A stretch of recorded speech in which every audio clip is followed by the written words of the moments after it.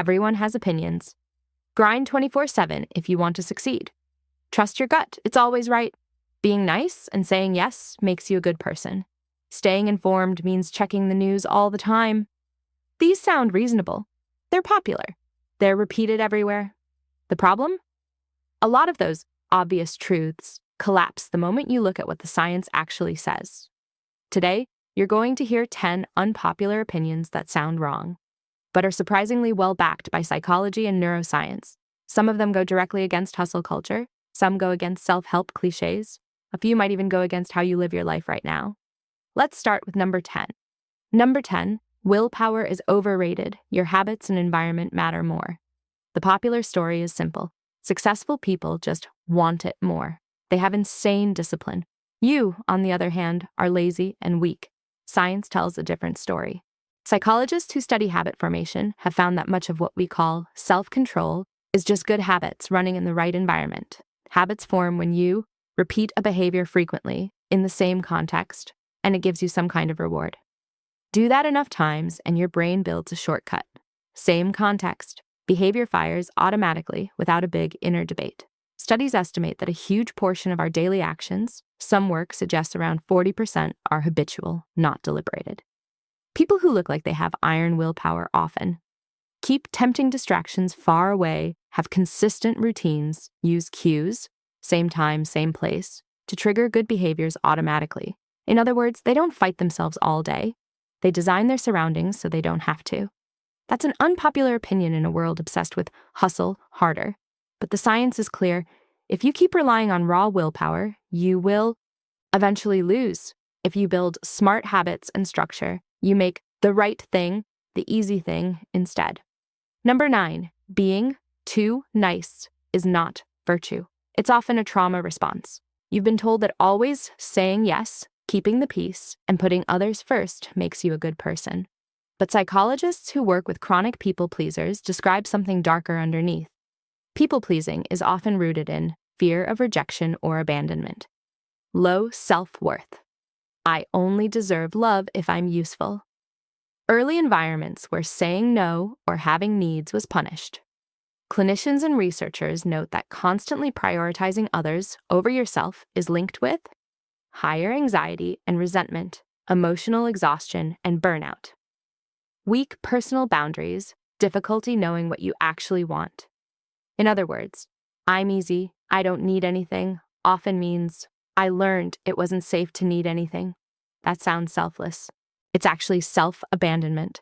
Even universities now warn students that people-pleasing can silently sabotage their mental health and relationships by teaching others to expect emotional labor you can't sustain. Being kind is healthy. Being unable to say no is not kindness. It's a warning sign. The unpopular opinion, sometimes the healthiest, bravest thing you can do, is disappoint someone. Number 8, your phone is probably hurting your mental health more than you want to admit. Everyone is always on their phone. It's just how life is. That's true, but normal doesn't always mean harmless. Large reviews of problematic smartphone use, what people casually call phone addiction, show clear associations with higher depression and anxiety, greater stress, poor sleep, worse overall mental health. A systematic review and meta-analysis of children and young people found that about 1 in 4 show problematic smartphone use patterns, and those kids are significantly more likely to report depression, anxiety, and stress symptoms. More recent work describes a vicious loop. Excessive smartphone use increases negative emotions, especially depression, which then reduces life satisfaction. And it's not just screen time. The way you use it matters. Constant checking when you feel lonely or anxious. Doomscrolling bad news, comparing your life to curated feeds. So yes, your phone is a powerful tool. But the unpopular opinion backed by data is simple. If your default reaction to boredom, discomfort, or sadness is pick up phone, scroll, your mental health is probably paying a price for it. Number 7, doomscrolling does not make you more informed. It makes you more miserable. A lot of people defend their constant news and social media scrolling with one sentence: I just want to stay informed. But research on doomscrolling, compulsively consuming negative online content, says you're not just staying informed, you're quietly wrecking your mood. Recent studies find that higher doomscrolling scores are linked with greater psychological distress, lower mental well-being, lower life satisfaction, lower sense of harmony in life. One study even suggested that doomscrolling is associated with more existential anxiety, distrust, and despair about the world. The more you doomscroll, the worse you feel. The worse you feel, the more you doomscroll, hoping for clarity or reassurance that never comes. That's not informed. That's trapped. The unpopular opinion here: for mental health, it's often better to check high-quality news, briefly, deliberately, and then log off, than to bathe your nervous system in fear for hours a day and call it being responsible. Number 6, motivation works better with freedom than with fear. Bosses, parents, and even some grind-set influencers still believe this. If you pressure people enough, deadlines, threats, guilt, they'll perform. Self-determination. Theory, one of the most researched frameworks in motivation science, strongly disagrees. According to SDT, people are most motivated and mentally healthy when 3 needs are met: autonomy, feeling that you choose your actions; competence, feeling capable and effective; relatedness, feeling connected and cared for. When motivation is autonomous, coming from personal value, interest, or chosen goals, people show better performance, more persistence, higher well-being. When motivation is controlled, coming from threats, guilt, or external pressure, people often burn out faster, feel less engaged, show more anxiety and resentment. Classroom and workplace studies echo this. Environments that support autonomy, competence, and relatedness consistently beat fear-based, controlling environments. The unpopular opinion: motivating yourself or others by shame and pressure works until it destroys exactly the energy and creativity you were trying to get. Freedom with structure outperforms fear with force. Number 5, your gut feeling is often just a biased shortcut. Pop culture loves this advice. Trust your gut. It always knows. Here's the uncomfortable reality. Your gut is often just your brain's fast, biased prediction system talking. Psychologists have documented dozens of mental shortcuts, heuristics that your brain uses to save time. Availability bias: if something is easy to remember, you assume it's more common or more true. Confirmation bias: you notice and remember information that matches what you already believe. Representativeness: you assume things that look similar are similar, even when they're not. These shortcuts happen automatically outside your awareness. They create instant feelings about people and situations long before you've thought anything through. Combine that with dopamine's reward prediction machinery, constantly updating what feels right based on past rewards, and your intuition is less a magic truth detector and more a complex average of your experiences and biases. Is intuition useless? No. In domains where you have deep experience and clear feedback, like a seasoned firefighter sensing danger, gut feelings can be incredibly accurate. But in complex, new, or emotionally charged situations, your gut is as likely to reflect fear, habit, or prejudice as reality. The unpopular opinion: trust your gut, is incomplete. Better advice is listen to your gut, then check its homework.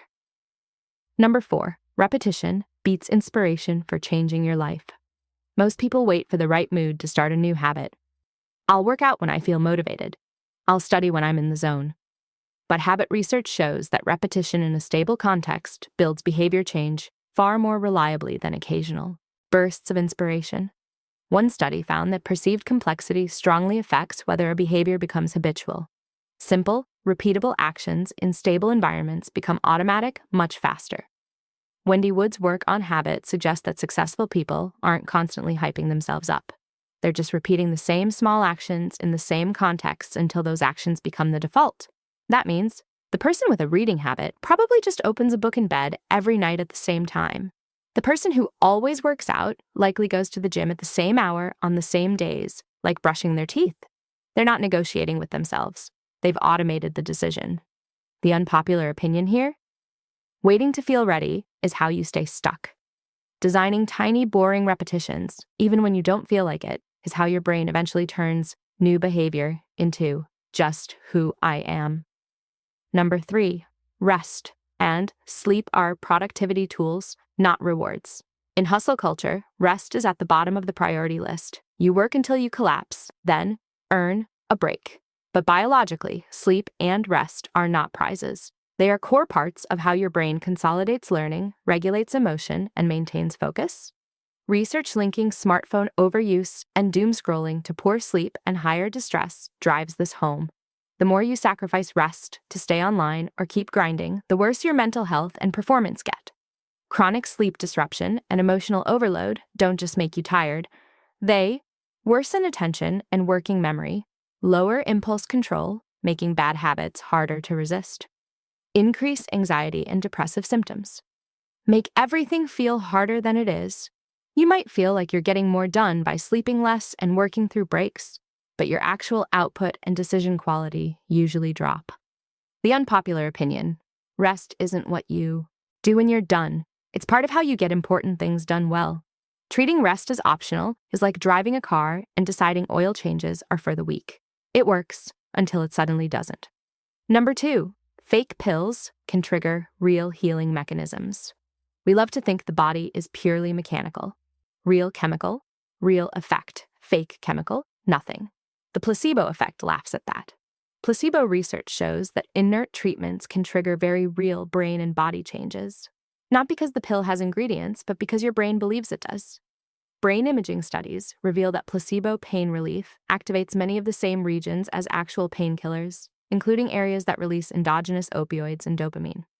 Expectation and the context of treatment, white coats, confident explanations, ritual, cause your prefrontal cortex and other regions to send powerful, down-regulating signals to pain pathways. In some clinical trials, placebo groups in conditions like depression or pain show surprisingly large improvements, sometimes comparable to or overlapping with active drug effects, especially when the condition is highly influenced by perception and expectation. Does that mean it's all in your head, so you should just take sugar pills? No. It means your mind is one of the systems that real medicine can and should be working with, not against. The unpopular opinion: your beliefs and the story around a treatment can sometimes change your biology almost as powerfully as the molecules you swallow. Ignoring that because it sounds woo-woo is ignoring a documented, measurable part of how you heal. Number 1, you're not broken. Your brain is trying to meet needs in the best way it knows. Here's the most unpopular opinion of all: you are probably not lazy, weak, or fundamentally broken. You're a nervous system doing its best with the tools it has. Remember the 3 basic psychological needs: autonomy, competence, and relatedness? When those needs aren't met in healthy ways, your brain doesn't just give up. It goes hunting for substitutes. No autonomy? You might cling to minor choices. No one tells me what to do. Or sabotage anything that feels imposed. No competence? You might avoid challenges, procrastinate, or overwork to prove yourself. No real relatedness? You might live online, people please, or stay in bad relationships just to feel less alone. Habits, addictions, self-sabotage. They're often messy attempts to meet those deeper needs with the only strategies you've learned so far. Your doomscrolling might be a desperate search for control or certainty in a chaotic world.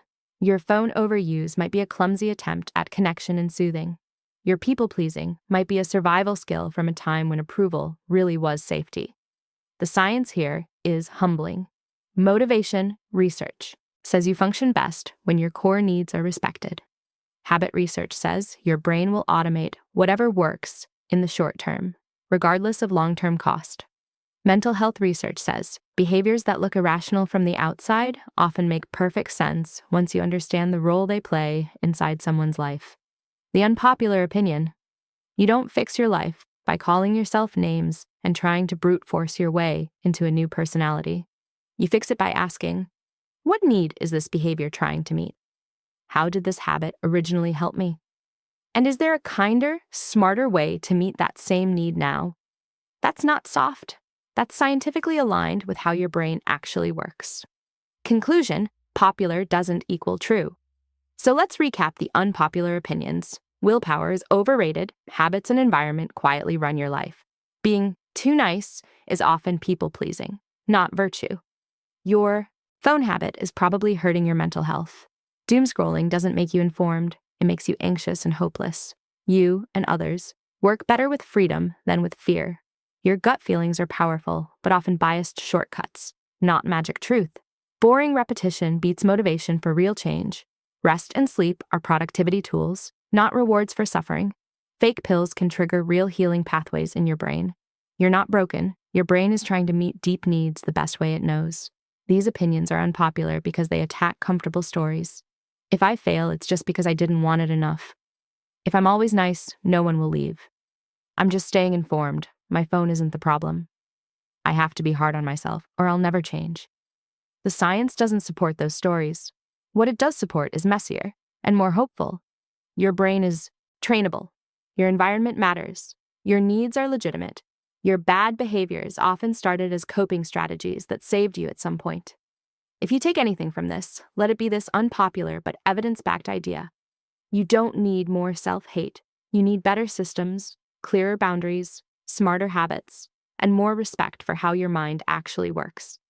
If this shifted how you see yourself, even slightly, hit like, subscribe for more psychology-backed myth-busting, and tell me in the comments, which of these unpopular opinions do you still kind of resist, and which one do you secretly hope is true?